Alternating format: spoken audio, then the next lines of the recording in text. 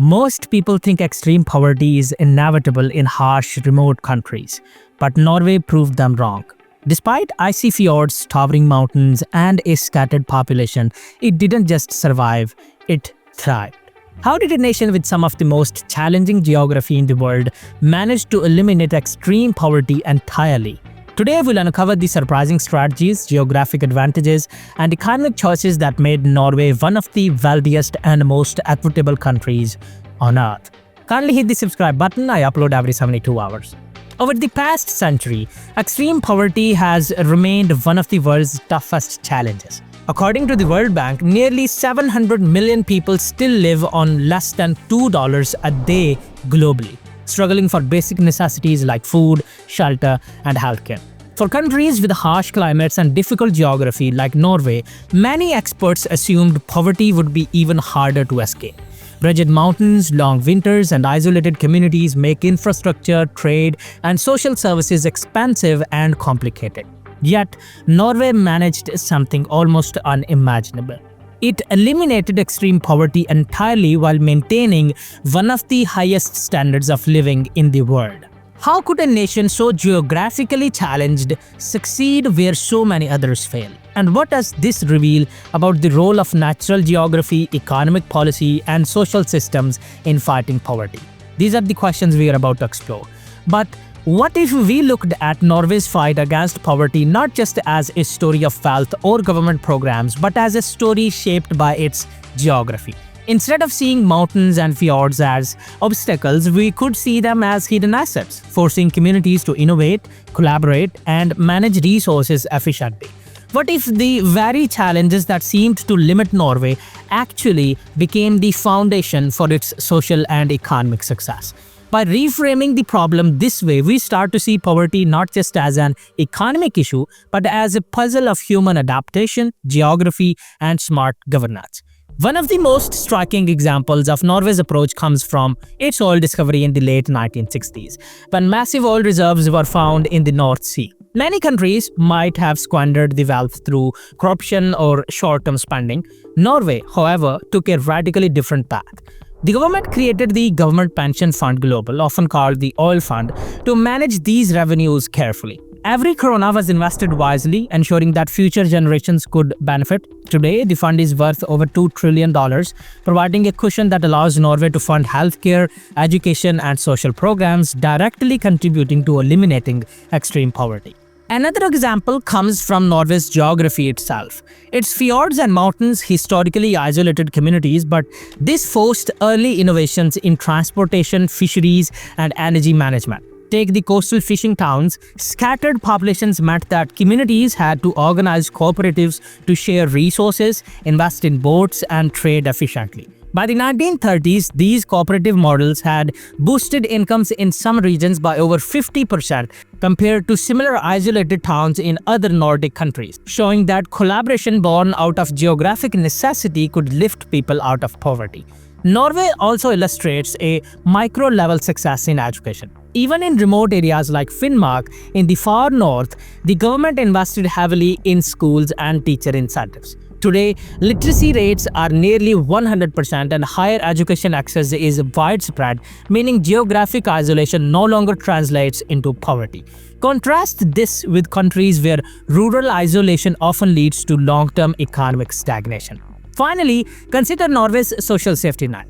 Programs like universal healthcare, unemployment benefits, and affordable childcare ensure that even if someone faces economic hardship, they don't fall into extreme poverty. Between 1990 and 2020, Norway's poverty rate remained below 5%, one of the lowest in the world.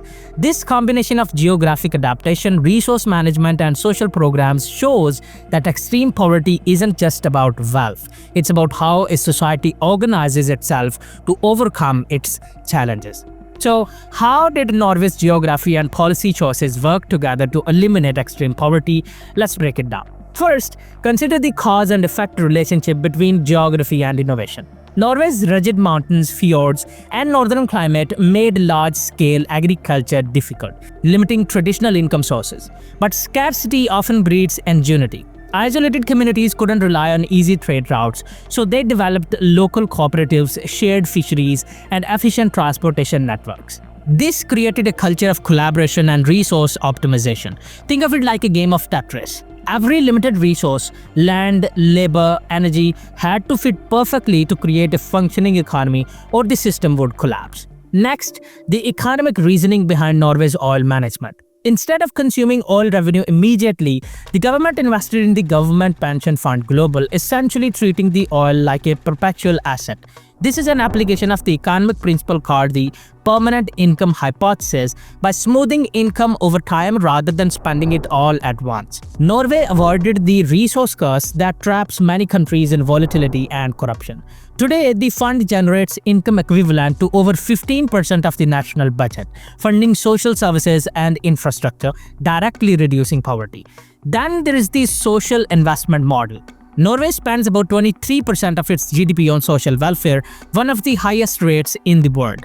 This includes universal healthcare, free higher education, and extensive unemployment support. The cause and effect chain here is clear.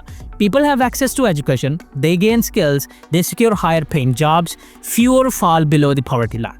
It's a virtuous cycle reinforced by policy, not luck. Another factor is regional adaptation. In areas like Tromsø or Finnmark, extreme winter conditions could have isolated people economically. Instead, Norway invested in infrastructure like tunnels, ferries, and rail networks. This reduced the friction of distance and enabled rural communities to participate fully in the economy. You can think of these investments as veins and arteries. They keep the lifeblood of the economy flowing even to the farthest corners. Finally, the data supports the results. According to Statistics Norway, the country's Gini coefficient, a measure of inequality, remains around 0.27, one of the lowest globally. Poverty is rare, extreme deprivation nearly non-existent, and median incomes continue to rise steadily. What's striking is that these outcomes are not just the result of wealth, they are the product of strategically combining geographic necessity, long-term investment, and social policies. In short, Norway didn't just eliminate extreme poverty by accident. Its natural challenges forced innovation, its oil wealth was transformed into long-term stability, and its social programs ensured no one was left behind. It's a system where geography, economics, and governance intersect in perfect alignment, creating a resilient and equitable society. So, what practical lessons can other countries draw from Norway's success in eliminating extreme poverty? Let's explore a few pathways along with their benefits and trade-offs. First, strategic resource management. Norway's approach to oil wealth provides a blueprint for countries with valuable natural resources. Instead of spending resource income immediately, governments can create sovereign wealth funds to invest in long-term social and economic development. The benefit is clear: sustained funding for healthcare, education, and infrastructure, which directly combats poverty. The trade-off is political discipline. Countries must resist the temptation for short-term consumption, which has historically been challenging in nations with weaker institutions. 2. Investment in social safety nets. Universal healthcare, unemployment benefits, and affordable childcare have been central to Norway's poverty reduction. The solution ensures that even during economic shocks, citizens don't fall into extreme poverty. Comparatively, countries like the United States, which rely more on market-driven safety nets, see far higher rates of severe deprivation. The trade-off is cost. Social welfare programs require high taxation and efficient administration, which may be politically contentious. 3. Leveraging geography for innovation. Norway's mountainous and fjord-filled landscape forced communities to develop cooperative models in fisheries, energy, and transportation. Other countries with challenging geography can similarly use local constraints as a catalyst for innovation. For example, Switzerland turned its alpine terrain into a hub for tourism and hydroelectric power. The benefit is that geographic challenges become opportunities rather than obstacles. The trade-off is the initial investment in infrastructure and technology, which can be expensive and time-consuming. 4th, education and human capital development. Investing in education, even in remote or economically disadvantaged areas, ensures long-term poverty reduction. Norway's literacy rate and access to higher education have allowed nearly all citizens to participate in the economy meaningfully. Countries like South Korea demonstrate similar outcomes, where massive investments in education transformed the nation from poverty-stricken to high-income within decades. The challenge is that education reforms take time to show results and require cultural adaptation to be effective. Fifth, inclusive governance and long-term planning. Finally, Norway's success is tied to transparent governance and long-term policy making. Policies are designed not just for the current generation but for decades ahead. Other nations can adopt similar frameworks through accountable institutions and participatory decision-making.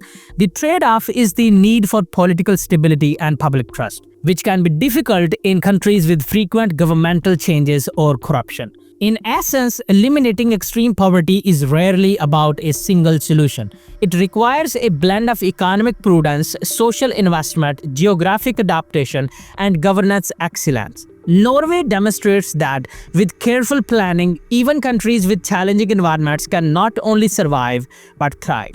Even Norway's impressive model comes with trade-offs and limitations. No solution is perfect. For one, sustaining generous social programs requires high taxation, which can create tension between individual freedom and collective welfare. Politically, it demands long-term stability and disciplined governance, conditions that many countries struggle to maintain. Economically, Norway's resilience on oil revenue introduces vulnerability. Fluctuations in global oil prices can affect government budgets even with a sovereign wealth fund in place.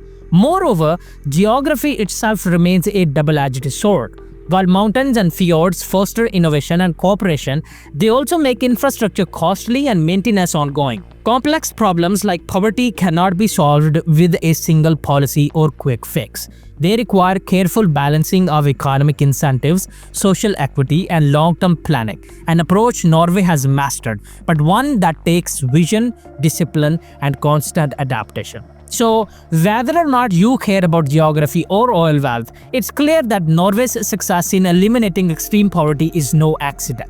By turning natural challenges into opportunities, investing resource wealth wisely, and building strong social systems, Norway has created a society where extreme deprivation is nearly impossible. If other nations can learn from this combination of geography-driven innovation, economic foresight, and social equity, they too could significantly reduce poverty. The question remains, can the rest of the world adapt these lessons to their own unique challenges? If you want to learn more about Norway's unique role in Europe, don't miss out our next video, Why All of Europe Depends on Norway even though it's not in the EU. Thanks for watching, and make sure to like, subscribe, and hit the notification bell so you never miss a story about the countries that shape our world in surprising ways.